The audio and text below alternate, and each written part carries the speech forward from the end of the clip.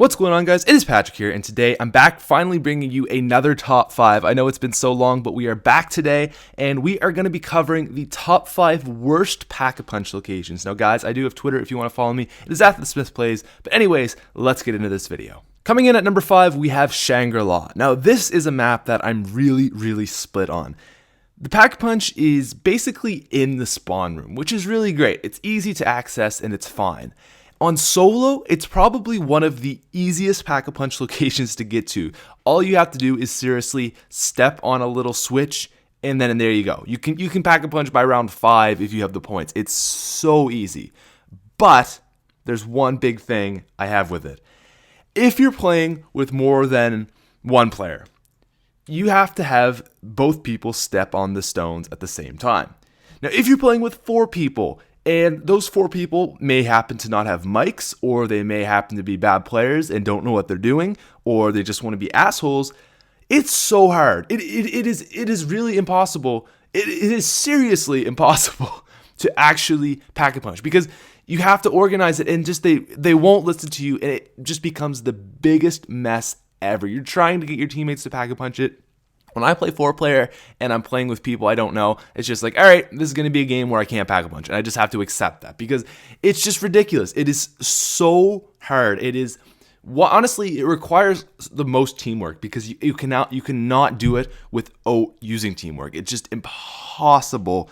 And for that reason, I hated it. It was always so frustrating when there's that one player who's like, no, man, I got to hit the box, and everyone's standing on it. And then they like kill the crawler, and they're like, oh my God, round 25, we still don't have Pack-a-Punch. Are you serious? Like, it's so easy solo and so difficult when you have bad players, 4-player. For that reason, it had to come in at number 5.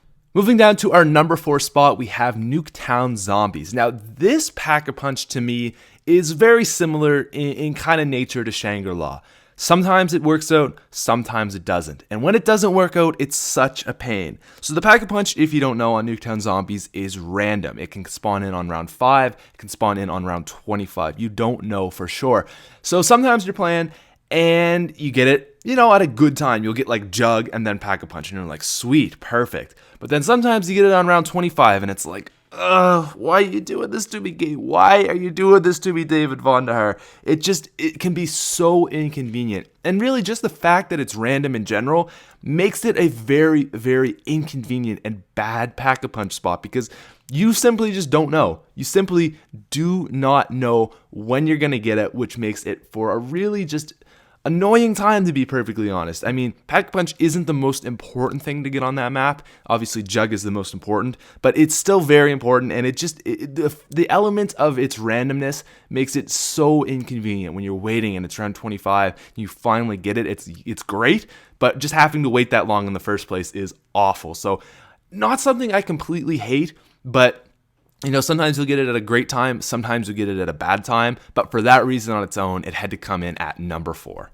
Now, coming in at number 3, we have Buried, and I really do like the map Buried, but the Pack-a-Punch is just a little bit too annoying for me. Here's why. So, to get to Pack-a-Punch, you have to travel the entire length of the map in Buried. So, you start off in Processing Plant. You got to, do your round 1 stuff, get your points, come down, turn on the power, open Leroy up, get Jug, open up anything else you want, open up the entrance to the witch's house, open up the witch's house, have probably 7,000 or 9,000 points depending on how good of a player you are so you can survive the witch's onslaught and still have enough points to Pack-a-Punch. Go all the way through the random maze, which is ever changing and you never know which way you're going to have to go. And, that sometimes takes a while, especially if it's mid-round. That's annoying. And then finally, go down this well to Pack-a-Punch, and now you're trapped at this bottom of this well where all these zombies are just going to be piling down at you if it's not the middle, if it is the middle of the round rather. It can just be very annoying. I love Buried and I like the Pack-a-Punch, but sometimes when I'm doing a challenge and like I fail and I have to restart, it's like, man, I would really prefer not having to do that again because it is just a time and a half to get to the freaking Pack-a-Punch. Coming in at number 2, we have Die Rise. Now, Die Rise is honestly one of the most convenient elevators out there. And why I say that is it's so easy to get to. You seriously just have to turn the power on, and then it's a matter of having the points. Sometimes. or it's not in the elevator right beside the power.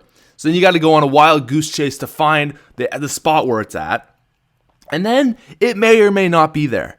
Because, the elevators, they go up and down. So you're going to have to wait like 2 minutes sometimes. And this is my thing. Like, yes, okay, Nuketown Zombies is random, right? And I didn't like that.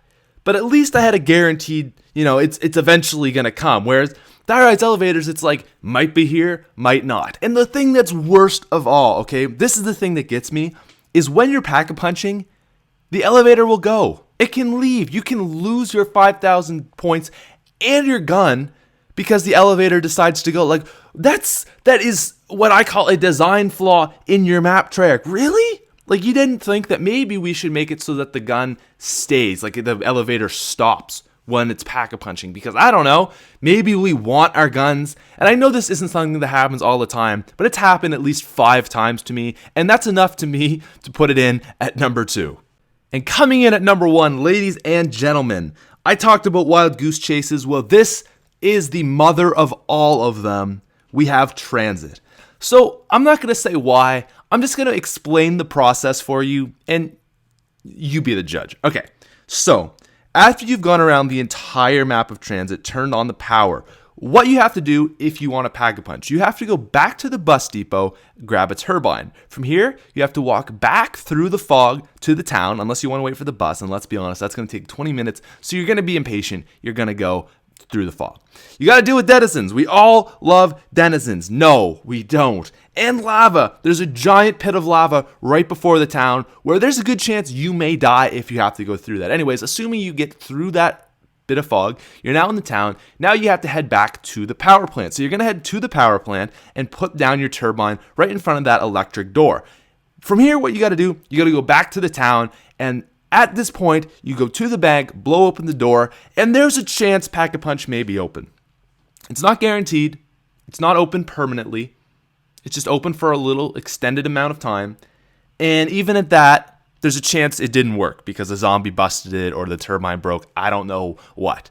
And if that doesn't work, you're going to have to go do that all over again. Sound good? Yeah, sounds like a great idea. Sounds like a 20-minute process just to Pack-a-Punch. Well done, Transit. You did a great job on that.